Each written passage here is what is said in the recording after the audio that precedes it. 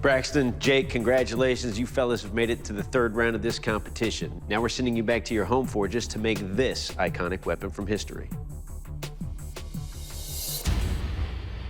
The Nagamaki. Good luck, bladesmiths.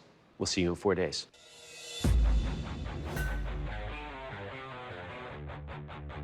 It's day one. I'm back at the home forge. I'm pretty nervous going to make my first Japanese sword. The first thing I do is taking it down to size. Straightening this blade is a hassle. It's wanting to curve like a banana, and I'm having to straighten it out little by little.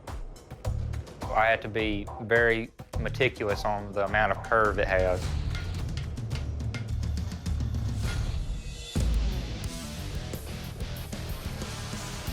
It's the start of day 2, and I'm ready to get to work and try and get this blade quenched. Fire them up, get them hot. I've never welded anything that big, and I really just can't wait to test it. I can't wait to swing that thing around in the yard just to have a feel for how it is.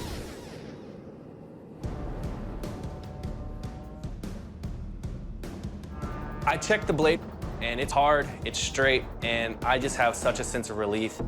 Let's hack at something, see if it's gonna break.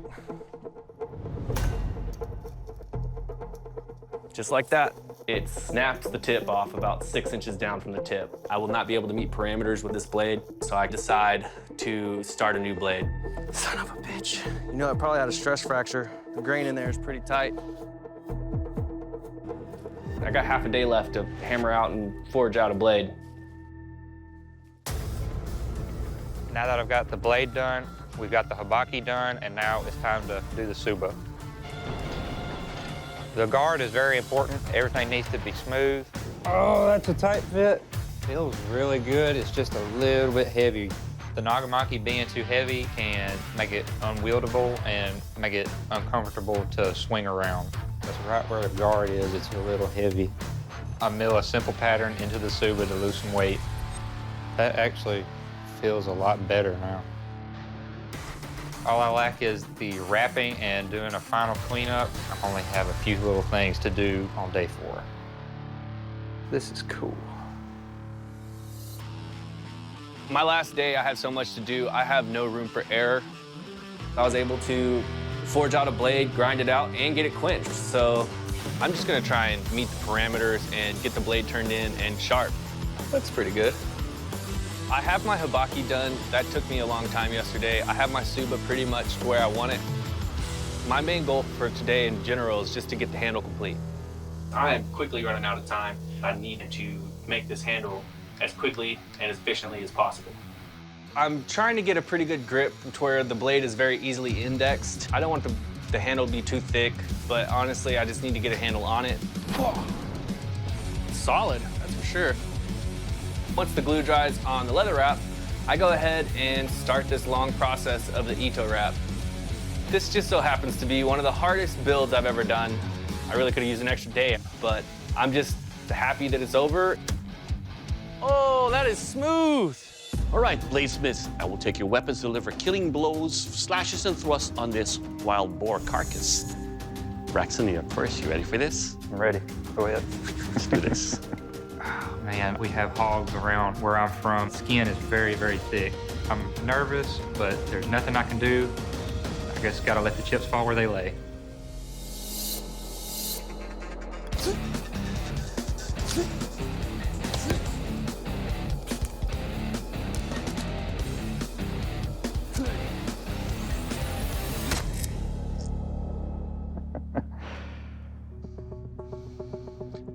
All right, Braxton, your Nagamaki here is definitely not boring. It is razor sharp. Every cut with this thick wild boar carcass allowed me to peel off layers of the very thick hide that it has. Also, the lightness that you have with this blade allows for switching with the grip here. It's got very good grip in the handle. I can index exactly where the edge is at all times. Overall, sir, your Nagamaki will kill. Thank you. All right, Jake, it's your turn. Ready for this? Chop them up. Let's do this.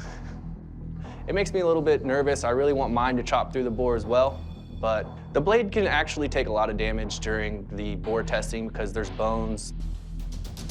I know that Braxton's blade set a very high bar. Mine needs to perform just as good as his.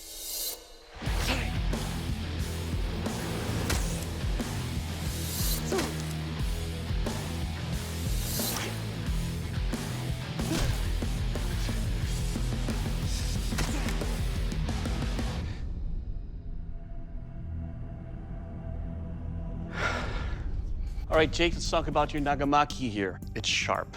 Wielding this weapon is a lot of fun also.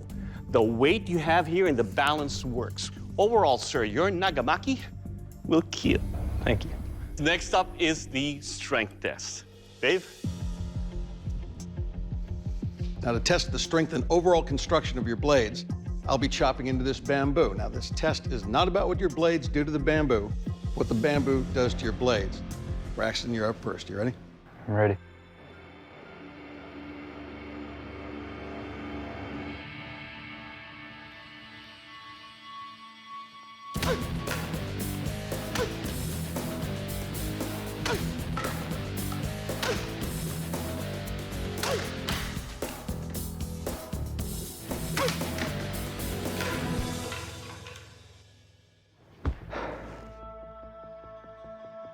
All right, Braxton. As far as what the bamboo did to your blade, it did nothing. There's no deflection rolls, chips, anything on this blade. It's as sharp as when I picked it up. Nicely done. It's a very strong blade. Thank you so much. All right, Jake, you ready? Let's do it.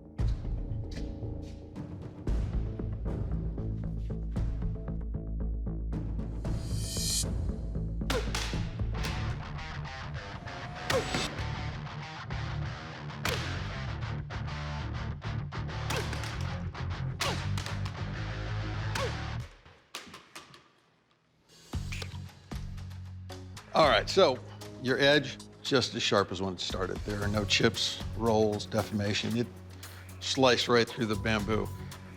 Your handle is a little wide this way for me, but the fact that it's lean this way and that wrap's so nice and comfortable is, it evens it out. Well done. Thank you. All right, bladesmiths, we know your blades can kill. We know they're strong. Now it's time to find out how sharp they are. Now, unlike the strength test, this is all about what your edge will do to these different materials, from the tatami, the melons, or the sandbags. Braxton, you're up first. You ready for this? I'm ready.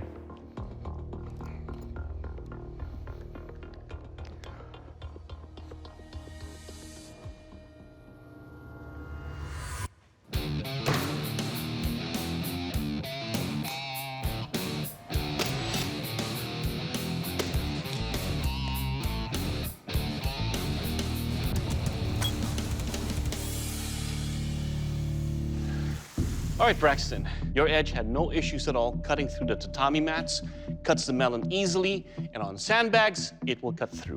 Overall, sir, your weapon, it will cut. Thank you. Jake, your turn. You ready? Let's do it.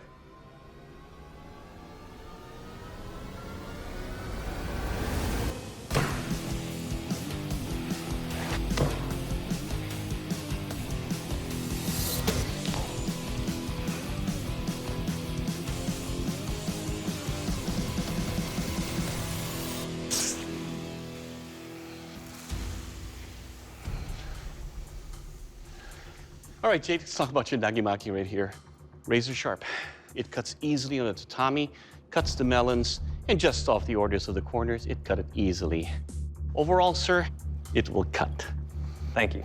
This is going to be very hard for us. Bladesmiths, the judges have made the final decision. The new Forged and Fire champion is Braxton. Congratulations, you're the Forged and Fire champion. Jake, unfortunately, your blade didn't make the cut. Ben Abbott's going to tell you why. Well, Jake, you should be proud. You made a beautiful and effective weapon. And for us, this came down to the finest of points.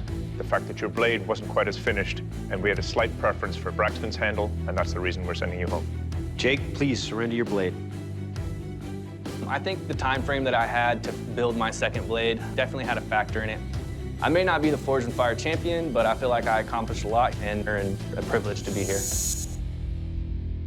Braxton, congratulations. You're the Forged and Fire champion, and that's a title that comes with a check for 10 grand. Good job. I feel great about what what I've accomplished. I'm still shaking. It was an awesome experience, and I proved that I can hang with the big guys.